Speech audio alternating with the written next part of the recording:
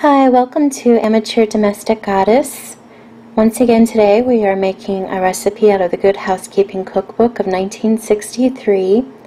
Today's recipe is out of the Weight Watching chapter, and it's chicken livers and wine. It makes 3 servings, so I would probably consider this to be an appetizer or a small meal for somebody. Now the ingredients will be a half a pound of chicken livers, 1 tablespoon of butter or margarine, 1/4 of a cup of sliced celery, 1/2 teaspoon of dried parsley, 1/2 teaspoon of dried chives, 2 whole cloves, 3/4 of a cup of dry sherry, 1 large apple chopped, 1 teaspoon of all-purpose flour, and salt. Start over medium-high heat in a reasonably good-sized skillet, and you add your butter or margarine and go ahead and let that melt. Next you will add your chicken livers, which you cleaned and cut out the connective tissue on. After that, add your 1/4 of a cup of sliced celery,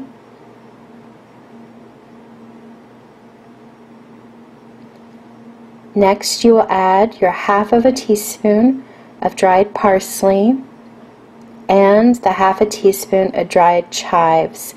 Feel free to use fresh herbs here, but don't add them at this point. You would add them later on in the dish. You cook this until the celery is about a light brown, and that took me about 5 minutes or so over a medium heat. Now once you've reached that stage, go ahead and remove all of this mixture to a bowl that is set aside, and go ahead and keep the heat on about a medium. It doesn't need to be too high. We don't want to burn or scorch anything. And you don't have to wipe out the pan completely. So go ahead and next add your apples. I put a little bit of lemon juice on mine just to keep them from not browning, but you don't have to if you're going to cut it right away. Go ahead and add the dry sherry next, or whatever liquid you choose to use, and the 2 whole cloves.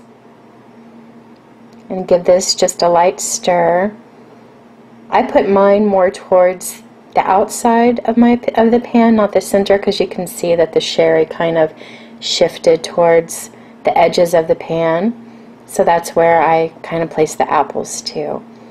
And go ahead and put your lid on, and we're going to cook this at a low simmer for 5 minutes.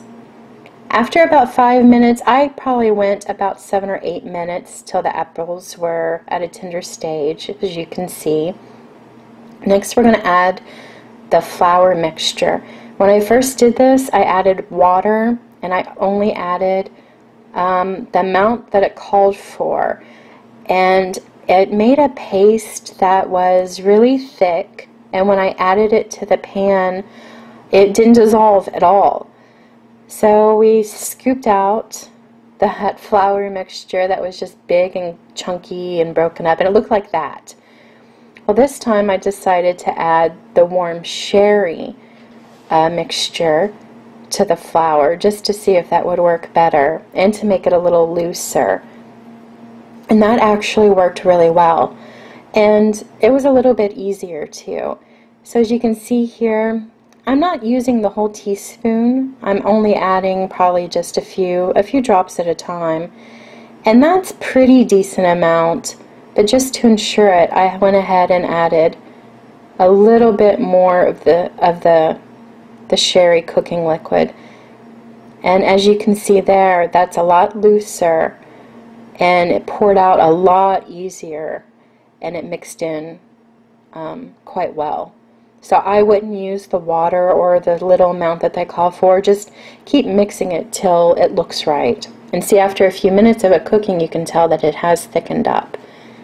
So at this point, go ahead and add the liver and celery back into the pan. to warm all of it up together. And it says to warm it through, but what I chose to do was to stir it around, and this is still around medium heat, medium-low, and I put the lid on, and I left it there for about 5 minutes just so the flavors could incorporate. This was after I turned off the heat, and as you can see, the liquid is thicker, and the flavors have come together. This is where you add the salt. And it looks like I'm adding a lot, but in probably reality I used about half of a teaspoon of salt.